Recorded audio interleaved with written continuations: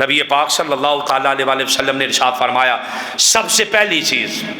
نصرت بالرعب میسرۃ شہر، آقا نے فرمایا ایک مہینے کے رعب سے اللہ نے میری مدد فرما دی ہے، میری فوج میری ذات دشمن سے ایک مہینے کی مسافت پر بھی ہو اللہ اس کے دل میں میرا رعب ڈال دیتا ہے۔ اس کی جرت نہیں ہے کہ وہ کریم آقا صلی اللہ تعالیٰ علیہ وسلم کی طرف نظر اٹھا کر دیکھ جائے۔ بھرے بازار ہوتے، اکاس کا بازار، منڈیاں ہوتی، میلے لگتے، کریم آقا صلی اللہ تعالیٰ علیہ وسلم جا کر ان میں خود تنہا کھڑے ہو کر اعلان کرتے لوگوں سنو، ادھر بھی مشرک کھڑے ہیں، ادھر بھی کھڑے ہیں، ادھر بھی مشرک کھڑے ہیں۔ مشرکین مکہ کا ہجوم ہوتا، عرب کے سخت ترین مشرک ہوتے، آقا بیچ میں تنہا کھڑے ہو کر اعلان کرتے لوگوں سنو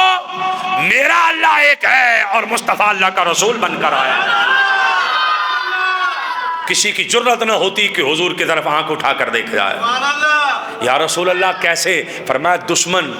کے خلاف اللہ نے میری مدد کر دی ہے، ایک مہینہ مجھ سے دور ہوتا ہے اللہ اس کے دل میں رعب ڈال دیتا ہے۔ وہ ہرقل بادشاہ تھا،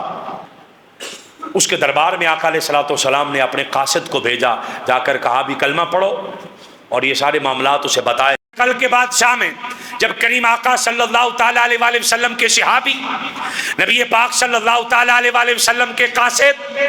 اس نے جا کر خط پڑھا کہ اے وقت کے بادشاہ میرے آقا کا کلمہ پڑھ لے۔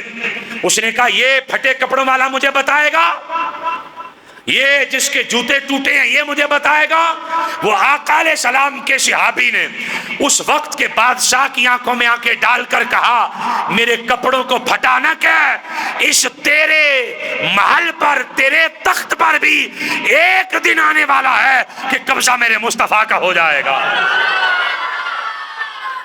آنکھوں میں آنکھیں ڈال کے یا رسول اللہ یہ کیا ہوا؟ فرمایا ایک مہینے کی مسافت سے میرا رعب ہے،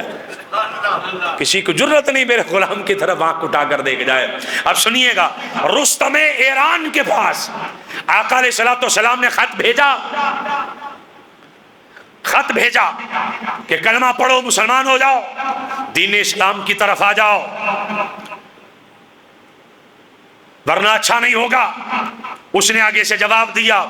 ہمارے پاس جدید اسلحہ، ہمارے اتنے بڑے بڑے لشکر، ہمارے پاس اتنی بڑی بڑی جنگی پلاننگ، اتنی سوچ، اتنے وزیر، اتنے مشیر، کسی کی کیا جرت ہے کہ وہ ہمیں ہرا جائے؟ مسلمانوں کی جنگ ہوتی ہے ہار جاتے ہیں، ایرانی ہار جاتے ہیں، پھر مسلمانوں کی جنگ ہوتی ہے ایرانی ہار جاتے ہیں، جہاں مار کا پڑتا مسلمانوں سے ایرانی ہار جاتے ہیں۔ اس نے اپنے وزیروں کو اکٹھا کیا، رستم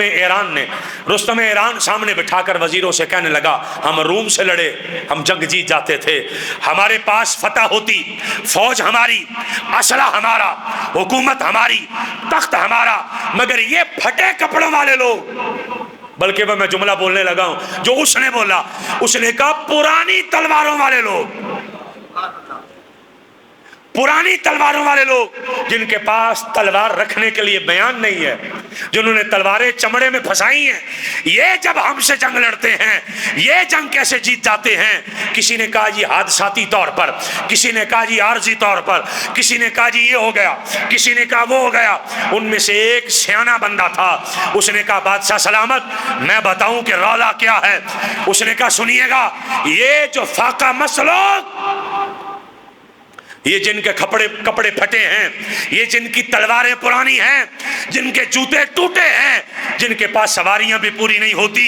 یہ جب ہمارے سامنے جنگ لڑنے آتے ہیں رب کعبہ کی قسم ہے ہمیں نہیں لگتا یہ خود لڑ رہے ہیں، ہمیں یہ لگتا ہے یہ تلوار آگے کر کے خود پیچھے ہٹ جاتے ہیں، جنگ لڑنے کے لیے ان کا خدا آ جاتا ہے۔ یہ لفظ موجود ہیں۔ اس نے کہا یہ نہیں جنگ لڑتے، ہمیں لگتا ہے ان کا خدا آ جاتا ہے، ان کی طاقت ایسی آ جاتی ہے۔